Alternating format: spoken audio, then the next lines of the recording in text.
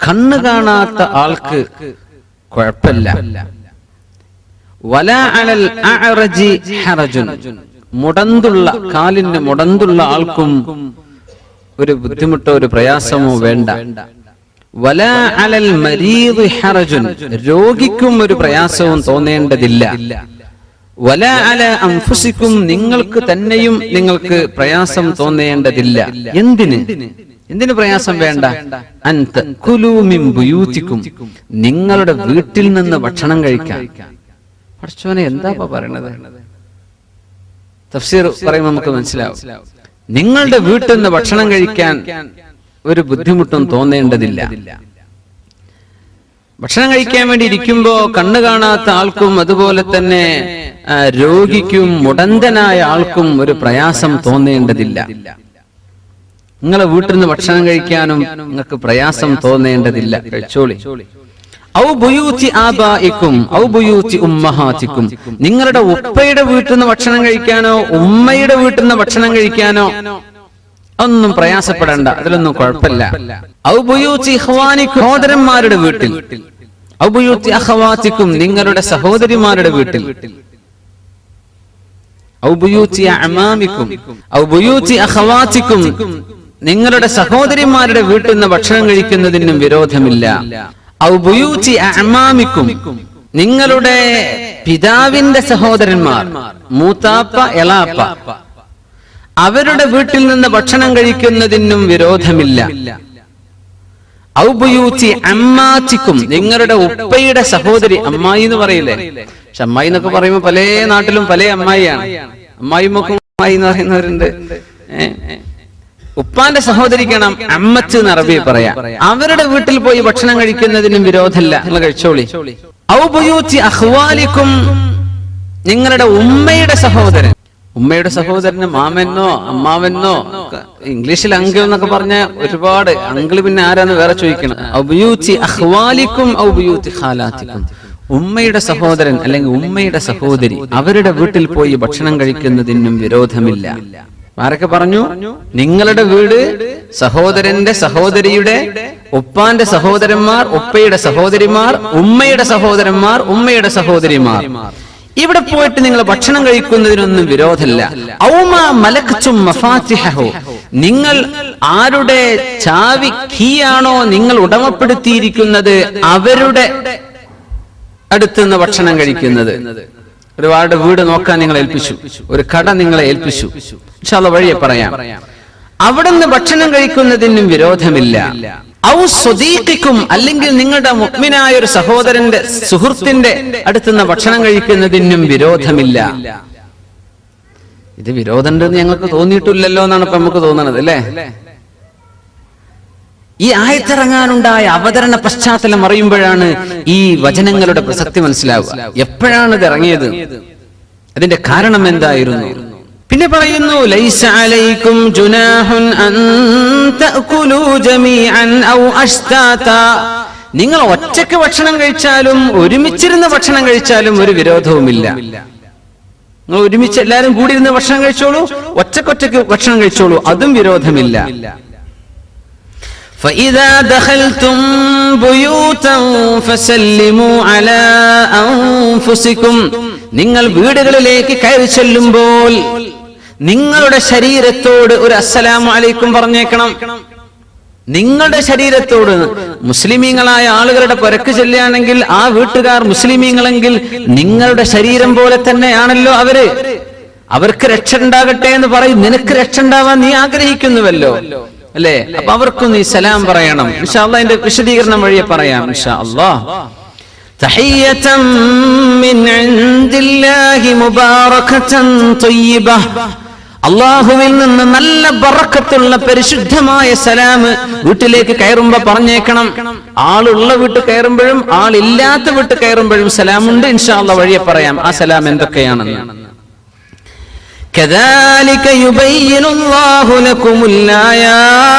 അല്ലാഹു അവന്റെ ദൃഷ്ടാന്തങ്ങൾ നിങ്ങൾക്ക് ഇങ്ങനെ വിവരിച്ചു തരികയാണ്. ലഅല്ലകും തഅഖിലൂൻ, നിങ്ങൾ ചിന്തിക്കാൻ വേണ്ടി അല്ലാഹു നിങ്ങൾക്ക് വ്യക്തമാക്കി തരികയാണ്.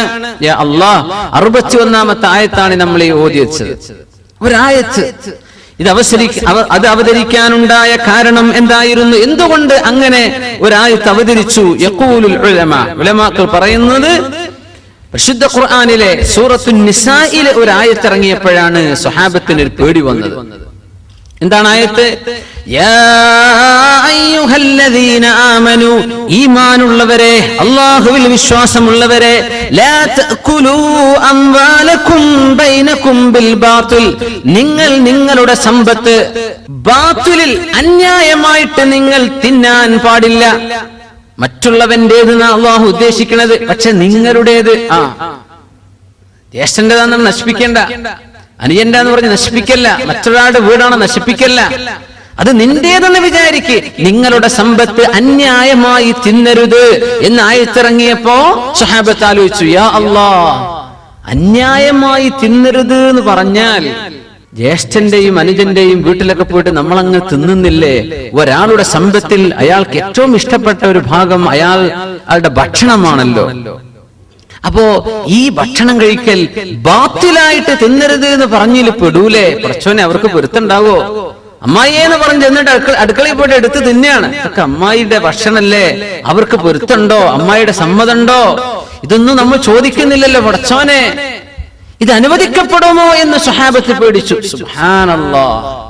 അപ്പോഴാണ് ഈ ആയത്ത് കുഴപ്പമില്ല കേട്ടോ.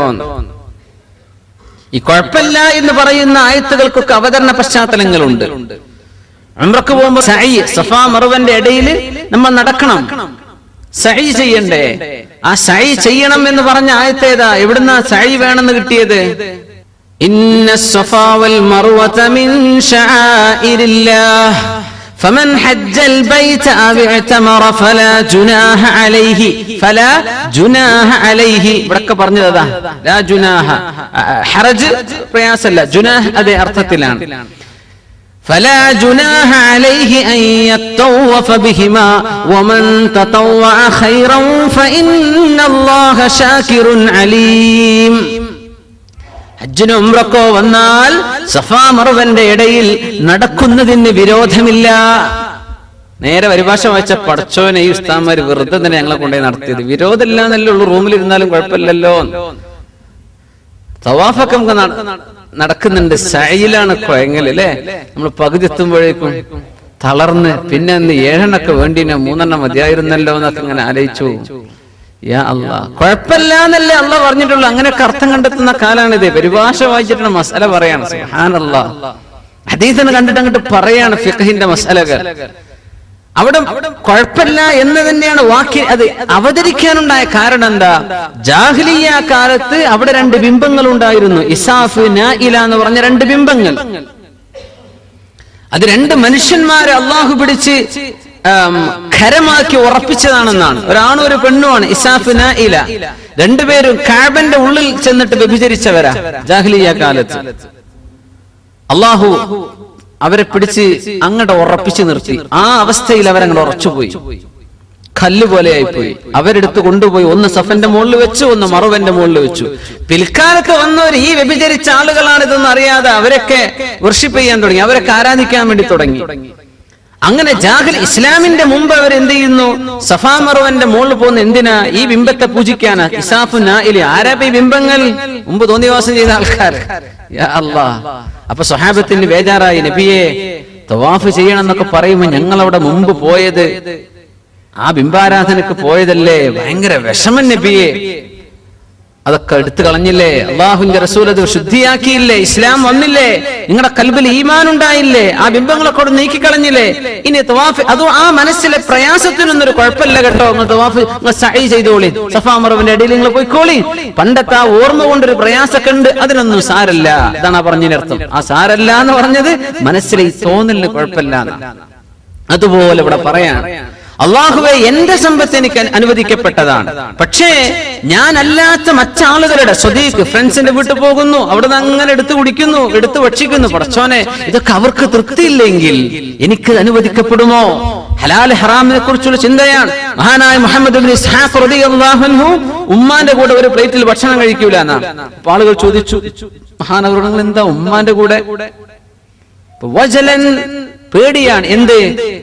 ഒരു പ്ലേറ്റിൽ നിന്ന് ഭക്ഷണം കഴിക്കുക, അതാണല്ലോ ഇസ്ലാമിന്റെ ആ ഒരു തനതായ സുന്നത്ത്. പടച്ചോനെ, അപ്പൊ ഉമ്മി ഞാൻ ഇരിക്കുമ്പോ ഞാൻ എടുക്കുന്നത് ഉമ്മാക്ക് ഇഷ്ടപ്പെട്ട ഒരു കഷ്ണാണെങ്കിൽ പടച്ചോനെ അത് ഉമ്മാന്റെ മനസ്സ് വേദനിപ്പിക്കലാവൂലേ? കോയിന്റെ കാല് കുട്ടിക്ക് ഭയങ്കര ഇഷ്ടമായിരിക്കും, അത് അളയാക്കെടുത്ത് തിന്നാൽ കുട്ടിക്ക് ബേജാറായില്ല. അപ്പൊ ഉമ്മാക്ക് തൃപ്തിപ്പെട്ട എന്തെങ്കിലും ആ പ്ലേറ്റിൽ ഉണ്ടെങ്കിൽ ഞാനത് എടുത്ത് തിന്നാൽ എന്റെ ഉമ്മയോട് ഞാൻ ചെയ്യുന്ന അപമര്യാദയാവൂലേ? അതുകൊണ്ട് ഉമ്മാക്ക് എല്ലാ ഖിദ്മത്തും ചെയ്യുന്ന മഹാനവറുകൾ ഒരു പ്ലേറ്റിൽ നിന്ന് ഉമ്മാന്റെ കൂടെ കഴിക്കൂല, എന്റെ ഉമ്മയോടുള്ള ബഹുമാനം കൊണ്ട്. സുബ്ഹാനല്ലാഹ്. സ്വഹാബത്തെ ഹലാലും ഹറാമും നോക്ക്, വെറുതെ കിട്ടുന്നതൊക്കെ ഭയങ്കരമായിട്ട് മനുഷ്യന്മാര് എടുത്തു നിന്ന കാലാണ് അല്ലെ. ഇങ്ങോട്ട് കിട്ടുന്നതൊക്കെ അങ്ങോട്ട് കൊടുക്കാൻ വലിയ പണിയാണ് അല്ലെ. അശ്അബ് ഇബ്നു ജുബൈർ എന്ന് പറഞ്ഞ തുമ്മാഉൽ അറബ്, അറബികളിലെ ഏറ്റവും വലിയ തീറ്റപ്രിയനായിരുന്ന ഒരാളുണ്ടായിരുന്നു. താബിഈങ്ങളുടെ കാലത്ത് ജീവിച്ചു പോയ ആളാണ് അദ്ദേഹം. കിണറ്റിൽ വീണപ്പോഴാണ് ആൾക്കാർ മുഴുവനും കൈ കൊടുത്തത്. ആ കൈയൊന്ന് താ പിടിച്ചു കയറ്റി തരാൻ, കൈ കൊടുക്കൂല ഇയാൾ.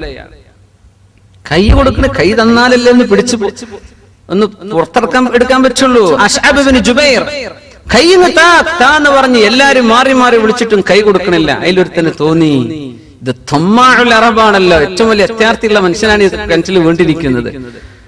അപ്പൊ ഒരാൾ വന്നിട്ട് എന്റെ കൈ ഇങ്ങോട്ട് പിടിച്ചോന്ന് പറഞ്ഞു. അതിൽ കൊടുത്തു. കൈ പിടിച്ചോന്ന് പറഞ്ഞാൽ ഇങ്ങോട്ട് കിട്ടുകയാണല്ലോ, ഞങ്ങൾക്ക് കൊടുത്തു പരിചയം.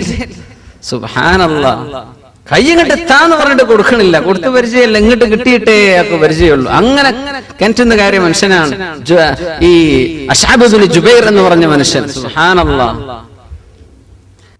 ആളുകളുടെ ഹക്കിനെ സംബന്ധിച്ച് നമ്മുടെ നേണ്ട പോയാലും മറ്റുള്ളവന്റേത് ഇങ്ങോട്ട് വേണ്ട. ഇതാണ് ഇസ്ലാമിന്റെ സംസ്കാരം. ദീൻ എന്ന് പറയുന്നത് 4 എണ്ണമാണ്. നമ്മൾ ശരിക്കും മനസ്സിലാക്കണം. ഇസ്ലാം നിസ്കാരം നോമ്പ് മാത്രമല്ല, ഇസ്ലാം പൂർത്തിയാവണമെങ്കിൽ 4 കാര്യങ്ങൾ ശരിയാവണം. ഒന്ന് അൽ അഖീദ, നമ്മുടെ വിശ്വാസ കാര്യം. അള്ളാഹുവിനെ സംബന്ധിച്ചുള്ള അഖീദ എന്താണ്? മലക്കുകളെ കുറിച്ച്, ജിന്നുകളെ കുറിച്ച്, ഖബറിനെ കുറിച്ച്, ആഖിറത്ത്, നമ്മുടെ അഖീദ ശരിയാവണം. 2 അൽ ഇബാദത്ത്, നമ്മുടെ ഇബാദത്തുകൾ ശരിയാവണം. 3 അൽ അഖ്ലാഖ്, മനുഷ്യന്റെ സ്വഭാവം. 4-മത്തേത് അൽ മുആമലാത്ത്, നമ്മുടെ ഇടപാടുകൾ, കച്ചവടം, വിൽക്കല്, വാങ്ങല്. ഇതിലെല്ലാം അല്ലാഹുവിനനുസരിക്കുമ്പോഴേ ഇസ്ലാം പൂർത്തിയാവുള്ളൂ. 4 എണ്ണമാണ് ഇസ്ലാം: അഖീദ, ഇബാദത്ത്, അഖ്ലാഖ് വൽ മുആമലാത്ത്. നോമ്പ് നോൽക്കണം, നിസ്കരിക്കണം, സകാത്ത് കൊടുക്കണം എന്ന് തുടങ്ങി നമ്മൾ ചെയ്യേണ്ട കർമ്മങ്ങൾ അല്ലാഹു വ്യക്തമാക്കി പറഞ്ഞ ആയത്തുകൾ 150 ആണ്. പക്ഷെ 350-ലേറെയാണ് സ്വഭാവം നന്നാക്കണം എന്ന് പറഞ്ഞ ആയത്തുകൾ. നേരെ ഡബിളാണ്. അപ്പോ ഇസ്ലാം ഭയങ്കരമാണ്, നമ്മൾ വിചാരിച്ചതിനൊക്കെ അപ്പുറത്താണ്. സത്യവിശ്വാസികളായ സ്വഹാബത്ത് വിചാരിക്കാണ്, പടച്ചവനെ ഞാൻ ഇങ്ങനെ അന്യന്റെ ഭക്ഷണം തിന്നുന്നത് പോലെ ആവില്ലേ എന്റെ ജ്യേഷ്ഠന്റെ, എന്റെ സഹോദരിയുടെ പുറയിൽ പോയി തിന്നാൽ. അടുത്തൊക്കെ വീടുകളൊക്കെ ഉണ്ടാകുന്ന സമയം, കണ്ണൂർ ആ ഭാഗത്തൊക്കെ അങ്ങനെ കുറെ ഉണ്ട് വീട്ടുകാരൊക്കെ ഒരുമിച്ച് താമസിക്കുന്നവര്. പയ്യന്നൂർ ആ ഭാഗത്തൊക്കെ, രാമന്തലിക്കാരൊക്കെ ഉണ്ടോ? അതൊക്കെ ധാരാളം കാണാൻ കഴിയുന്നുണ്ട്. അൽഹംദുലില്ലാഹ്. അപ്പോ പെരക്കാരോട് പറയാ, ഇന്ന് രാവിലെ ഒന്നും വെച്ചേക്കണ്ട, ജ്യേഷ്ഠന്റെ അവിടെ നിന്ന് നാഷ്ത. ഉച്ചക്ക് ഒന്നും വെക്കണ്ട, അത് മറ്റേ ജ്യേഷ്ഠന്റെ അടുത്ത് നിന്ന്. വൈകുന്നേരത്തെ ചായ പെങ്ങളെടുത്തുനിന്ന്. ഇങ്ങനെ ഒരാൾ ലാക്കിന് നിന്നാൽ ഇത് എനിക്ക് ഹലാലാകുമോ ഇല്ലയോ? നമ്മൾ ശരിക്കും ഒരു വലിയ വളരെ വളരെ മൈന്യൂട്ടായ ഒരു വിഷയമാണ് ചർച്ച കേട്ടോ. നമ്മളത് ഗൗരവത്തിൽ തന്നെ മനസ്സിലാക്കുക. തുടങ്ങുന്നു, ലൈസ അലൽ അഅമാ ഹറജുൻ, കണ്ണ് കാണാത്ത ആൾക്ക് വിരോധമില്ല. വലാ അലൽ അറജ് ഹറജുൻ, മുടന്തനായ മനുഷ്യനും കുഴപ്പമില്ല. വലാ അലൽ മരീദ് ഹറജുൻ, രോഗിയായ മനുഷ്യനും വിരോധമില്ല.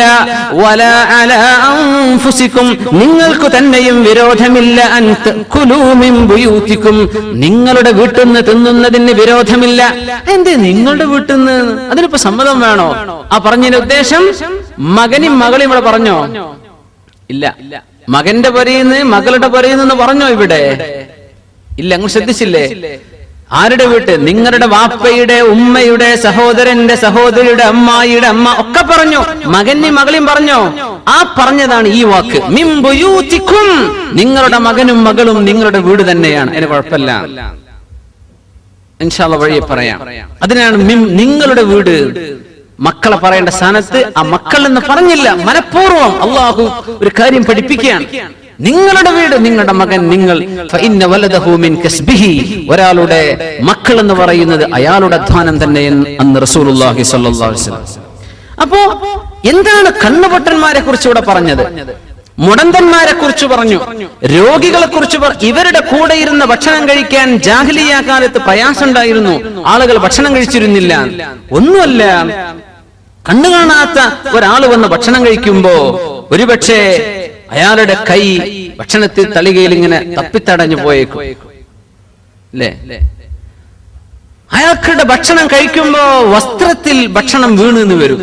താടിയിലോ മുടിയിലോ മീശയിലോ ഒക്കെ ഭക്ഷണത്തിന്റെ അംശങ്ങൾ പറ്റിപ്പിടിച്ച് കണ്ണു കാണാത്ത ആളല്ലേ? അള്ളാഹു അദ്ദേഹത്തെ കണ്ണെടുത്ത് പരീക്ഷിച്ചതാണ് അല്ലേ?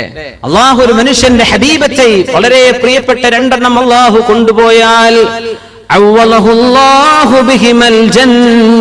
രണ്ട് കണ്ണുപോയ മനുഷ്യൻ അള്ളാഹുവിനെ ആലോചിച്ച് ക്ഷമിച്ചാൽ അതിന് പകരം സ്വർഗമാണെന്ന് നബിയുനാ റസൂലുള്ളാഹി സ്വല്ലല്ലാഹു അലൈഹി വസല്ലം.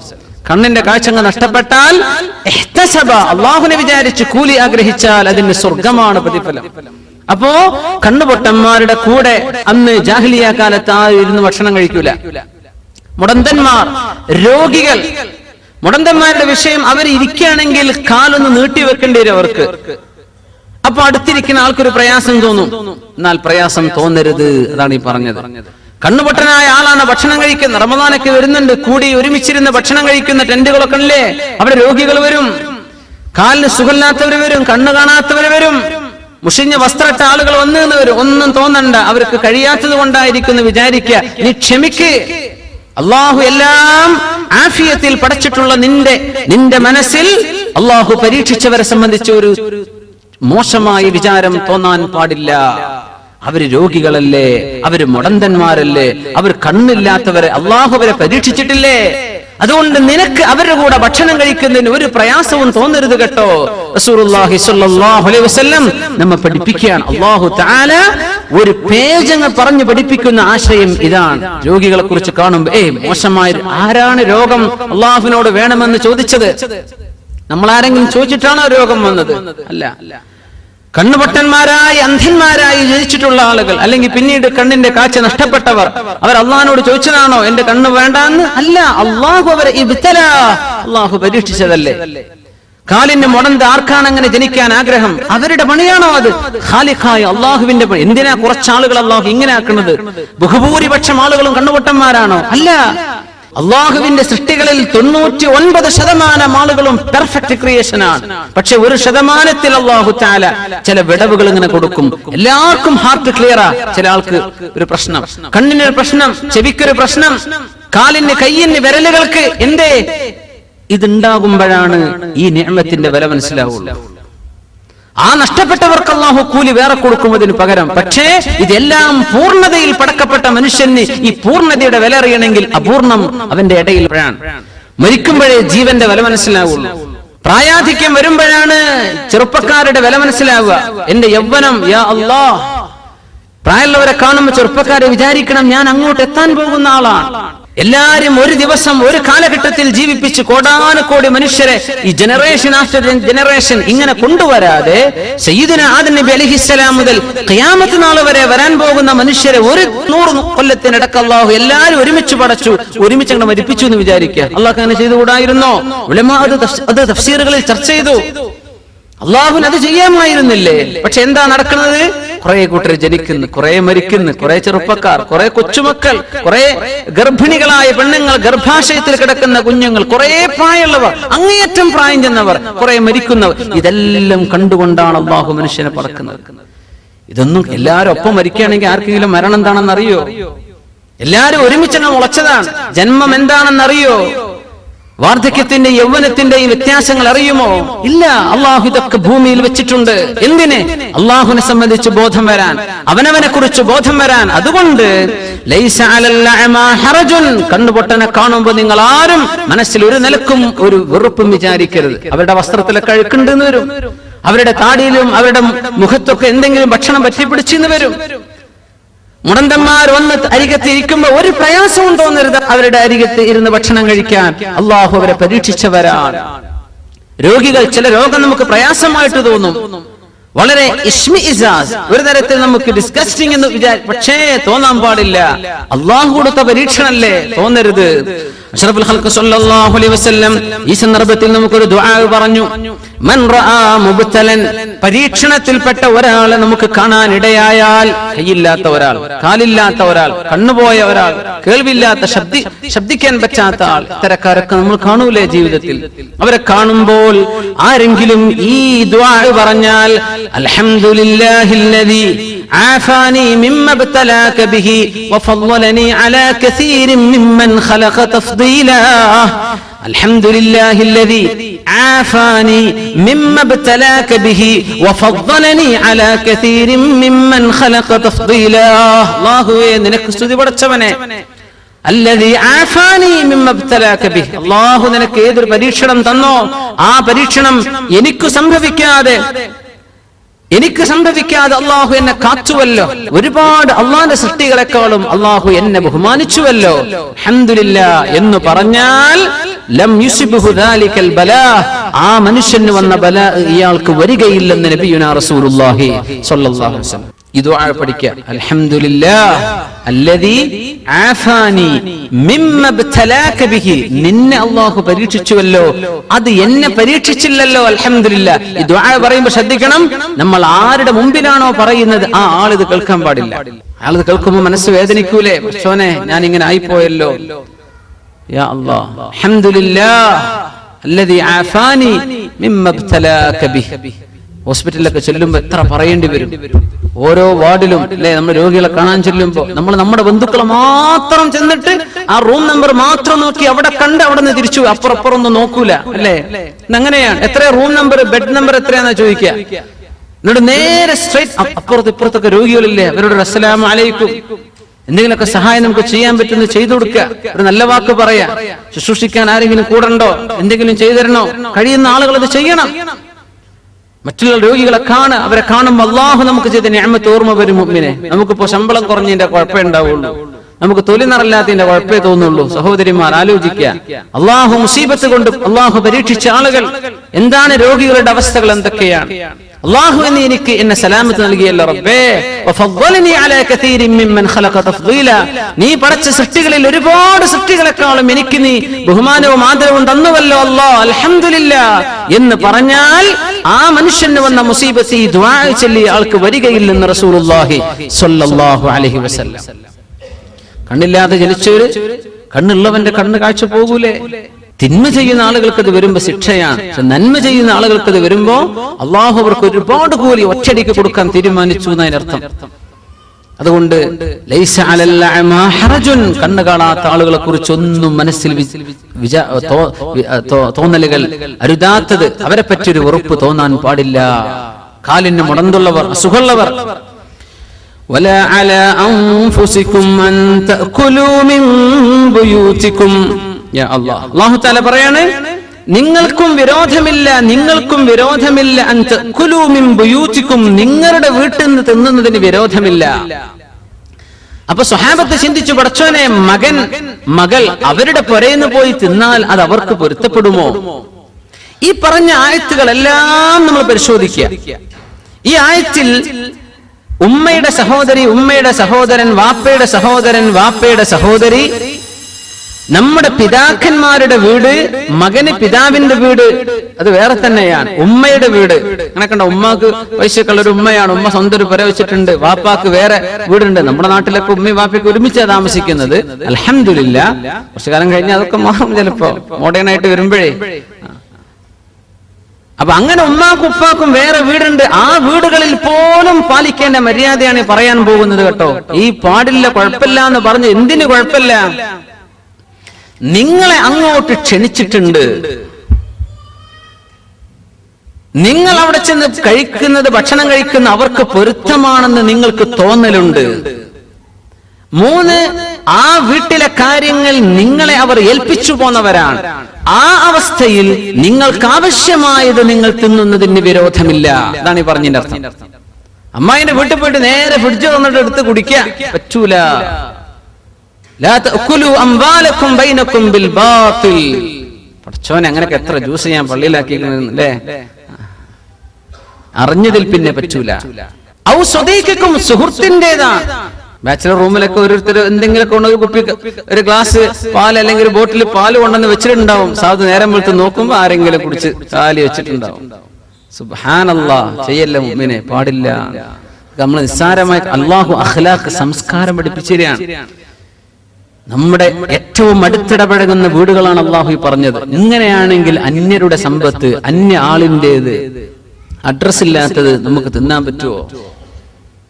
ഏറ്റവും നല്ല സ്വഭാവം അല്ലാഹു പഠിപ്പിക്കുകയാണ്. അപ്പോ നിങ്ങളുടെ സ്വന്തം മക്കളുടെ വീട്ടിലേക്ക് വാപ്പാക്ക് ക്ഷണം വരേണ്ട ആവശ്യമില്ല. അതാണ് നിങ്ങളുടെ വീടെന്ന് കഴിക്കുന്ന കുഴപ്പമില്ല. വാപ്പയെ സംബന്ധിച്ചിടത്തോളം മകനോ മകളോ ഉള്ള വീട് അത് സ്വന്തം പുര പോലെ തന്നെയാണ്, അവരുടേത്. പക്ഷെ മകളുടെ ഭർത്താവിന്റെ പുരയാണ്, അല്ലെങ്കിൽ മകന്റെ ഭാര്യയുടെ പുരയാണ്. അങ്ങനെ ഉണ്ടെങ്കിൽ അവിടെ നിയമം മാറും. വാപ്പക്ക് മകനും മക്കളും, മകന്റെയും മകളുടെയും മക്കളുടെ വീടുകൾ പിതാവിന്റെ വീട് തന്നെയാണെന്ന് എവിടെന്ന് മനസ്സിലായി? റസൂലുള്ളാഹി സ്വല്ലല്ലാഹു അലൈഹി വസല്ലമ തങ്ങൾ പഠിപ്പിക്കുന്നു. ഒരാൾ വന്ന് പരാതി പറഞ്ഞു, ചെറുപ്പക്കാരന്റെ പരാതി. എന്താണ് പരാതി? നബിയെ, എന്റെ വാപ്പ എന്റെ മുതലെടുക്കുന്നുണ്ട് നബിയെ. ഞാൻ എന്ത് കൊണ്ടുവന്നാലും വാപ്പ അത് അടിച്ചു മാറ്റി കൊണ്ടുപോകും. പൊന്നാര നബി, എന്റെ വാപ്പാനോട് ഒന്ന് പറയണം, എന്റെ പൈസ എടുക്കരുത്. ഒരു സ്വഹാബി പരാതി പറഞ്ഞു. അന്നേരം ഒരു മസ്അല പഠിപ്പിച്ചു റസൂലുള്ളാഹി സ്വല്ലല്ലാഹു അലൈഹി വസല്ലം. അൻത വമാലുക ലിഅബീക്, നീയും നിന്റെ സമ്പത്തും നിന്റെ വാപ്പാക്കുള്ളത് തന്നെയാണല്ലോ. പരാതിപ്പെടാൻ പാടില്ല. അപ്പൊ വാപ്പമാരൊക്കെ ഒന്ന് ഉഷാറായി. അങ്ങനെയാണെങ്കിൽ പിന്നെ നമ്മൾ ഏർപ്പാടൊക്കെ നിർത്തിച്ചിട്ട് മകന്റെ ഏർപ്പാടൊന്നും കിട്ടിയാൽ മതിയല്ലോ. അപ്പൊ അവരോട് റസൂലുള്ളാഹി സ്വല്ലല്ലാഹു അലൈഹി വസല്ലമ തങ്ങൾ പഠിപ്പിച്ചു കൊടുക്കുകയാണ്, മൻ അകല മിൻ മാലി ഇബ്നിഹി ഫൽയകുൽ മിൻഹു ബിമഅറൂഫ്. മകന്റെ സമ്പത്ത് ആരെങ്കിലും ഉപയോഗിക്കുന്നുണ്ടെങ്കിൽ, മകന്റെ സമ്പത്ത് ആരെങ്കിലും എടുക്കുന്നുണ്ടെങ്കിൽ ഫൽയകുൽ മിൻഹു ബിമഅറൂഫിൻ, അത്യാവശ്യമായത് മാത്രമേ ആ മകന്റെ സ്വത്തിൽ നിന്ന് കഴിക്കാൻ പാടുള്ളൂ. വാപ്പമാരോട് യാ അല്ലാഹ്, നാട്ടിൽ അക്കൗണ്ടിലേക്ക് പൈസ അയക്കുന്നുണ്ട്, പക്ഷെ ATM കാർഡ് വാപ്പാന്റെ കയ്യിലാണ്. ലീവില് ചെന്ന് നോക്കുമ്പോ അക്കൗണ്ട് കാലിയാണ്. അടച്ച തമ്പുരാനെ, വാപ്പ മുഴുവൻ എടുത്തിട്ടുണ്ട്. വാപ്പാരത് ചെയ്യാൻ പാടില്ല. ഫൽയകുൽ മിൻഹു ബിമഅറൂഫ്. വാപ്പാക്ക് സമ്പത്തില്ലാത്ത വാപ്പയാണ്, വാപ്പാക്ക് വരുമാനമില്ല. മകൻ വാപ്പയെ നോക്കണം. അത് മകന്റെ ഔദാര്യമല്ല, മകന്റെ ബാധ്യതയാണ്. വാപ്പ മകന്റെ സമ്പത്തിന് എന്തെടുക്കാൻ പറ്റുന്നതാണ് വാപ്പാക്ക് അത്യാവശ്യമുള്ളത്. വാപ്പ വേറെ ബിസിനസ് തുടങ്ങാൻ മകന്റെ പൈസ എടുക്കാൻ പാടില്ല. കാരണം മകന്റെ മക്കളുണ്ട്, അവൻ കല്യാണം കഴിക്കേണ്ട ആളാണ്, അവന് വീട് വെക്കേണ്ടി വരും, അവന് കച്ചവടം തുടങ്ങേണ്ടി വരും. മകന്റെ സ്വത്ത് മകനാണ്, പക്ഷേ വാപ്പാക്ക് ആവശ്യമുള്ളത് എടുക്കാൻ അല്ലാഹു അനുവദിച്ചിട്ടുണ്ട്. മകനോട് പറഞ്ഞു, വാപ്പ എന്റെ മുതലെടുക്കുന്നു എന്ന് പരാതി പറയല്ല, നീയും നിന്റെ സമ്പത്തും നീയും നിന്റെ വാപ്പാക്കുള്ളത് തന്നെയാണല്ലോ. സ്വല്ലല്ലാഹു അലൈഹി വസല്ലം. സംഗതി ക്ലീനായി, രണ്ടാർക്കും ഇപ്പൊ പരാതിയില്ല. എന്തൊരു മനോഹരം! ഇതാണല്ലോ ദീൻ. ഇസ്ലാമിന്റെ മഹത്വം നോക്കി നിങ്ങൾ. എന്തൊക്കെ മതങ്ങളുണ്ട് എന്ന് ലോകത്ത് പറയാണെങ്കിലും ഇങ്ങനെ ജീവിക്കൽ ഇങ്ങനെയാണെന്ന് അല്ലാഹു പറഞ്ഞെന്നൊരു ദീൻ വേറുണ്ടോ? ഏതാണ് ഇവിടെ പറയപ്പെടാതെ പോകുന്ന വിഷയങ്ങൾ? എന്തിനാണ് ഒരു നിയമമില്ലാത്തത്? യാ അല്ലാഹ്, അതിൽ രണ്ടു കൂട്ടർക്കും പ്രയാസമല്ല. സുബ്ഹാനല്ലാഹ്. അൻത വമാലുക ലിഅബീക്, നീയും നിന്റെ സമ്പത്ത് നിന്റെ വാപ്പാക്കുള്ളതാണ്. വാപ്പയോട് പറയുന്നു, മൻ അകല മിൻ മാലി ഇബ്നിഹി ഫൽയകുൽ മിൻഹു ബിമഅറൂഫ്. വാപ്പ മകന്റെ സമ്പത്ത് തിന്നാണെങ്കിൽ ആവശ്യമായത് എടുത്താൽ മതി, തൂർത്തടിക്കാൻ പാടില്ല. യാ അല്ലാഹ്, അങ്ങനെ നിങ്ങളുടെ മകന്റെയോ മകളുടെയോ വീട്ടിൽ നിന്ന് ഭക്ഷണം കഴിക്കുന്നതിന് വിരോധമില്ല. ഔ ബുയൂതി ആബായിക്കും, വാപ്പയുടെ പുരയിൽ നിന്ന് ഭക്ഷണം കഴിക്കുകയാണ്. വാപ്പ വിളിച്ചു, അല്ലെ വാപ്പയെ കാണാൻ ചെന്നു. വാപ്പയും മകനായിട്ട് നല്ല ടേംസിലാണ്, കുഴപ്പമില്ല, വാപ്പാക്ക് പൊരുത്തമാണല്ലോ, അവിടെ നിങ്ങൾ ഭക്ഷണം കഴിച്ചോളി. അതിൽ നിങ്ങൾ ഹറാമായിട്ട് തിന്നുക, അന്യായമായിട്ട് തിന്നുക എന്ന വിഷയം വരുന്നില്ല. എപ്പോ വരുന്നില്ല? വാപ്പ സ്വന്തമായിട്ട് താമസിക്കുന്ന ഒരാളാണ്. വാപ്പ വീടൊക്കെ അടച്ചു പോകുന്നു. വാപ്പ പോയ തക്കത്തിൽ മകൻ കയറിയിട്ട് അവിടുന്ന് എന്തെങ്കിലും എടുത്ത് കഴിച്ചു, അല്ലെങ്കിൽ എന്തെങ്കിലും എടുത്തു. കുറ്റാണോ? കുറ്റമാണ്. അമ്മായിയും അമ്മാവനും മൂത്താപ്പയും എളാപ്പയൊക്കെ ഇവിടെ പറഞ്ഞു, സഹോദരനും സഹോദരിയും പറഞ്ഞു. ഇവരുടെ വീട്ടിൽ നിന്ന് എന്താ കഴിക്കേണ്ടത്? മബ്ദൂലായത് മുഫസ്സിരീങ്ങൾ പറയാ എന്ന് പറഞ്ഞാൽ അവിടെ പുറത്ത് വെച്ചതാ സംഗതി, അത് നിങ്ങൾ എടുത്ത് കഴിച്ചോളി. നിങ്ങളവിടെ ചെല്ലുന്നവർക്ക് വിരോധമില്ലല്ലോ. അവര് പൂട്ടിട്ട സംഗതിയാണ്, അടച്ചു വെച്ച സംഗതിയാണ്, സൂക്ഷിച്ചു വെച്ച സംഗതിയാണ്, അതെടുത്ത് തിന്നാൻ പറ്റില്ല. ചായപ്പൊടിയും കെറ്റിലും വെള്ളം അവിടെ ഉണ്ട്, നിങ്ങൾ ഒരു ഗ്ലാസ് ചായ ഉണ്ടാക്കി കുടിച്ചു, ഒരു കുഴപ്പമില്ല. പക്ഷേ അവരടച്ചുപൂട്ടി വെച്ച കുറച്ച് കാര്യപ്പെട്ട എന്തെങ്കിലും കുറച്ച് സ്നാക്കുകളോ എന്തെങ്കിലും കുറച്ച് ഡ്രൈ ഫ്രൂട്ടുകളോ എന്തെങ്കിലുമൊക്കെ വെച്ചിരുന്നു. അതെടുത്ത് തിന്നണ്ട, അതിന് സമ്മതം വേണം. അവര് സൂക്ഷിച്ചു വെച്ചത് പൊളിച്ചെടുക്കാൻ പാടില്ല. അവിടെ തുറന്നു വെച്ച് നിനക്ക് എടുക്കാം. പക്ഷെ അവരെ നിന്നെ ക്ഷണിച്ചതാണ്, ഒരു സദ്യക്ക് വിളിച്ചതാ, ഭക്ഷണത്തിന് വിളിച്ചതാ, നീ ഭക്ഷണം കഴിച്ചോ, അതിൽ കുറച്ച് ഏറെ കഴിച്ചു, കുറച്ച്, അതൊന്നും വിഷയമല്ല. മാതും നിന്നെ അങ്ങോട്ട് ക്ഷണിച്ചതാണല്ലോ, അതുകൊണ്ട് കുഴപ്പമില്ല, നീ ഭക്ഷണം കഴിച്ചോളൂ, അവിടെയൊന്നും പ്രശ്നം വരുന്നില്ല. ഉമ്മയുടെ പുരക്ക് ചെന്നത്, ഒരുപക്ഷെ ഉമ്മയുടെ വാപ്പയുടെയും പുരക്ക് ചെന്നാൽ ഉമ്മയുടെ വീട് വേറുണ്ടെന്ന് വിചാരിക്കാം. മുതലാളിയായൊരു ഉമ്മയാണ്, ആ ഒരു ഉമ്മാക്ക് സ്വന്തമായ വീടുണ്ട്, ഉപ്പാക്ക് വേറെ വീടുണ്ട്, മക്കൾ ഉമ്മയും ഉപ്പയും സന്ദർശിക്കാൻ പോവാണ്. അല്ലെങ്കിൽ ഉമ്മയും ഉപ്പയും ഒരുമിച്ചൊരു വീട്ടില്ല, രണ്ടാളുടെ പേരിൽ അത് രജിസ്റ്റർ ചെയ്ത വീടാണ്, രണ്ടാളുടേതുമാണ്. അവിടെ ചെല്ലുമ്പോ മക്കൾ അവിടെ നിന്ന് വല്ലതും കഴിക്കലായിരിക്കും അവർക്ക് ഏറ്റവും വലിയ ഇഷ്ടം. അവിടെ ചെന്ന് കഴിച്ചോളി, കുഴപ്പമില്ല, നിങ്ങളുടെ ഉമ്മയും നിങ്ങളുടെ വാപ്പയും അല്ലേ. അവിടെ ചെന്നിട്ട് പറയണം, ഉമ്മ ഞാൻ ഭക്ഷണം വീട്ടിൽ നിന്ന് കഴിച്ചിട്ടുണ്ട്. അത് പറയുമ്പോൾ ഉമ്മാക്ക് വിഷമം ഉണ്ടാവും. ചിലപ്പോ ഒരു ഗ്ലാസ് വെള്ളെങ്കിലും ചായെങ്കിലും തന്നേക്കണം എന്ന് പറഞ്ഞാൽ അത് ഇഷ്ടമായിരിക്കും ഉമ്മാക്ക്. പഠിച്ചോൻ എന്റെ മോൻ എന്റെ അടുത്ത് വന്നല്ലോ. അങ്ങനെ ഒരു ഇഷ്ടം ഉമ്മാക്കുണ്ട് എന്ന് നമുക്കറിയണമെങ്കിൽ നമ്മൾ ആ പോസ്റ്റിലേക്ക് എത്തണം. മകനിപ്പോ തോന്നുന്നില്ല, പക്ഷേ നമ്മൾ ചെറുപ്പക്കാർ ഒരു പ്രായത്തിലെത്തി നമ്മുടെ മക്കൾ കല്യാണം കഴിച്ചു, അങ്ങനെ നമ്മുടെ വല്യമ്മന്റെയും ആ പൊസിഷനിൽ ഇങ്ങനെ ഇരിക്കുമ്പോ ആ തോന്നുന്ന ഒരു സ്നേഹം തിരിച്ചു കിട്ടാത്ത സ്നേഹമാണ് ഉമ്മയും വാപ്പയുടെയൊക്കെ സ്നേഹം. ഒരിക്കലും നമുക്ക് തിരിച്ചു കിട്ടൂല. ഒരു ഉമ്മ അല്ലെങ്കിൽ ഒരു വാപ്പ മകനോട് കാണിക്കുന്ന സ്നേഹം ആ മകൻ സ്വന്തം മകന് കൊടുക്കുക എന്നല്ലാതെ മകൻ തിരിച്ചു വാപ്പാക്കും ഉമ്മാക്കും കൊടുക്കൂല. ദുനിയാവിൽ അങ്ങനെയാ അള്ളാഹു വെച്ചിട്ടുള്ളത്, കിട്ടൂല. എങ്ങനെയൊക്കെയാ നമ്മളെ മക്കളെ നോക്കുന്നത്? ഈ നോട്ടം നമ്മുടെ മക്കൾ അവരെ മക്കളെ നോക്കുള്ളൂ. ഇന്നെങ്ങനെ നോക്കിയ ആളാണല്ലോ വാപ്പാന്ന് നോക്കൂല. മഹാനായ ഒരു പണ്ഡിതനുണ്ട് ദുബൈയിൽ ജീവിച്ചിരിപ്പുള്ള നമ്മുടെ ഡോക്ടർ ഉമർ അബ്ദുൽ കാഫി. അദ്ദേഹം ഒരു സംബോധന പറയായിരുന്നു. വ്യവസായി കിടന്ന വാപ്പ വീട്ടിലിരുന്നിട്ട് ഇങ്ങനെ കുഞ്ഞിനോട് ചോദിച്ചു, എന്താ മോനെ അവിടെ ആ ജലന്റെ അടുത്ത് എന്താണ് അവിടെ ഉള്ളത്? അതൊരു കിളിയാണ് വാപ്പ. ഒന്നും, എന്താ മോനെ? കിളിയാണ് വാപ്പ. അതൊരു പിന്നെയും ചോദിച്ചു വാപ്പാക്ക് ചെവി കുറവാണ്. മകൻ ഉറക്കെ പറഞ്ഞു, ഞാൻ പറഞ്ഞു തന്നില്ലേ എന്നപ്പോ വാപ്പ തന്റെ ഡയറി കുറിപ്പുകൾ എഴുതിയ ഒരു പെട്ടിന്ന് കുറെ കാലങ്ങൾക്ക് മുമ്പ് എഴുതി വെച്ച് 27 കൊല്ലം മുമ്പ്, 27 വയസ്സുള്ള മകനാണ്. ആ മകൻ കൊച്ചുകുട്ടിയായിരുന്ന കാലത്ത് മോൻ പറഞ്ഞ വാക്കുകളൊക്കെ ഇയാൾ എഴുതി വെച്ചിട്ടുണ്ട്. അതിൽ അന്നൊരിക്കൽ വാപ്പയോട് എന്താണ് വാപ്പ ഇതാന്ന് ചോദിച്ചപ്പോ വാപ്പ ഈ മോനോട് പറഞ്ഞിരുന്നു, മോനെ ഇത് കിളിയാണ്, കിളിയാണ്. അപ്പൊ മോനെ പറയാൻ കഴിഞ്ഞില്ല. അപ്പൊ വാപ്പ ഒന്നുകൂടെ മോനെ കൊണ്ട് പറയിപ്പിച്ചു. പറയാൻ കഴിയാത്ത കുഞ്ഞിനോട് ഇതിങ്ങനെ പറയിപ്പിച്ച് 24 തവണ ഈ വാപ്പ ഈ കുഞ്ഞിന് പറഞ്ഞു കൊടുത്തിരുന്നു, സ്നേഹത്തോടു കൂടെ പറഞ്ഞു കൊടുത്തിരുന്നു. മോനത് പറഞ്ഞു കിട്ടാൻ 3 പ്രാവശ്യം വാപ്പയോട് തിരിച്ചു പറഞ്ഞു കൊടുത്തത് ദേഷ്യത്തോടെയാണ്. യാ അല്ലാഹ്, തിരിച്ചു കിട്ടൂല, നമ്മൾ പ്രതീക്ഷിക്കും വേണ്ട. പ്രത്യേകിച്ച് ഇപ്പോഴത്തെ കാലത്തൊക്കെ അവരെ കല്ലോടെ കൂടെ ഇറങ്ങിപ്പോവെന്നല്ലാതെ നമ്മളൊക്കെ നോക്കുന്നൊന്നും വിചാരിച്ച് നിൽക്കേണ്ട മുഅ്മിനീങ്ങളെ. അള്ളാഹുലേക്ക് തവക്കുലായിക്കോളി. മക്കളുടെ നടുപ്പുറത്താണ് നമ്മുടെ തവക്കുൽ കിടക്കുന്നത്. ഇവരൊന്നും നമ്മളെ നോക്കാൻ പോകുന്നില്ല. നമ്മൾ അള്ളാഹുലേക്ക് തവക്കുലാക്കിക്കോളി. അള്ളാഹു ആരെങ്കിലും നമ്മുടെ വഴിക്കയക്കും. അള്ളാഹു സഹായിക്കുമാറാകട്ടെ. ഷാമിൽ നിന്ന് ഒരു ഉമ്മയെ തോളിൽ കയറ്റി നിർത്തിയിട്ട് കൊണ്ടുവന്നു. മക്കായിലേക്ക് ഉംറ ചെയ്യാൻ, ഹജ്ജ് ചെയ്യാൻ വേണ്ടി കൊണ്ടുവന്നു. ഉമ്മയെ തോളിലെടുത്ത് എവിടുന്ന്? ഷാമിൽ നിന്ന് എത്ര കിലോമീറ്റർ? 2000, 2500, 3000 കിലോമീറ്റർ ദൂരം വരും മക്കയിൽ നിന്ന് ഫലസ്തീനിലേക്ക്.